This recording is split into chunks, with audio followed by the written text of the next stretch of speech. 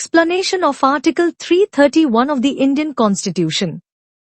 The Constitution of India, while establishing a democratic framework based on the principle of equal representation, has also taken special care to safeguard the interests of minority groups and communities that were historically vulnerable or numerically small.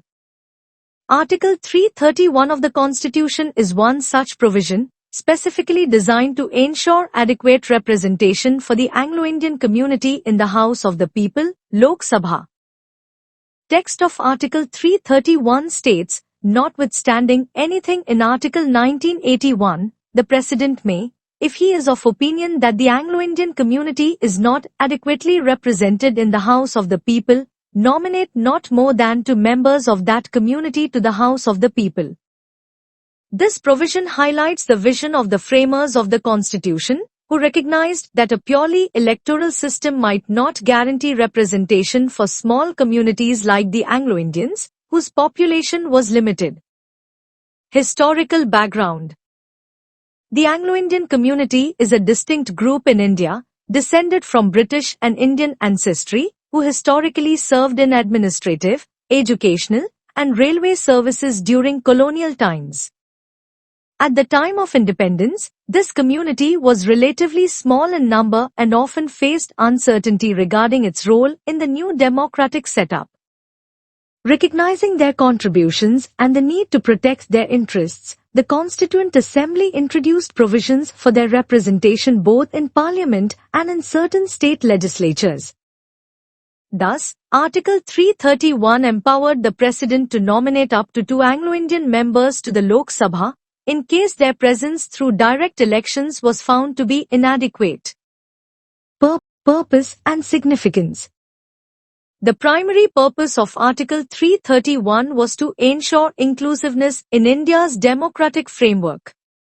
It served 3 key objectives. Representation of a minority group. Since Anglo-Indians were a small community, winning seats through general elections was difficult. Nomination guaranteed them a voice in the country's highest legislative body. Symbol of constitutional safeguards, it reflected India's commitment to protect minority rights and promote diversity within governance. Recognition of contribution, the provision acknowledged the contributions of the Anglo-Indian community, particularly in education, defense services, and administration. Nomination process. The power to nominate Anglo-Indian members was vested in the President of India, who exercised this power if he was satisfied that the community was underrepresented in the Lok Sabha. The maximum number of such nominated members was limited to 2. These nominated members enjoyed the same rights, privileges, and responsibilities as elected members of the House. Changes and abolition. While Article 331 played an important role for decades, its relevance was debated in the later years. With the Anglo-Indian population declining and integration into Indian society becoming more complete, the need for separate representation was questioned. As a result, the 104th Constitutional Amendment Act, 2019, effective from 25 January 2020, abolished the special provision of nominating Anglo-Indians to the Lok Sabha as well as state legislative assemblies. From that date onward, no Anglo-Indian member could be nominated to Parliament under Article 331. Conclusion. Article 331 of the Indian Constitution was a unique example of India's commitment to minority protection and inclusive representation. It served as a constitutional safeguard for the Anglo-Indian community for more than 7 decades. Although it was abolished in 2020, its historical significance remains as a reminder of how the Constitution went beyond majoritarian democracy to embrace smaller communities and give them a platform in the nation's democratic process.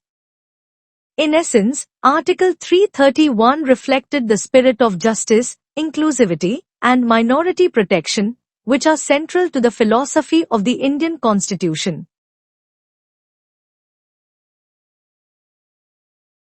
The Constitution of India. Part 16. Special provisions relating to certain classes. Article 331. Representation of the Anglo-Indian community in the House of the People. Notwithstanding anything in Article 81, the President may, if he is of opinion that the Anglo-Indian community is not adequately represented in the House of the People, nominate not more than 2 members of that community to the House of the People.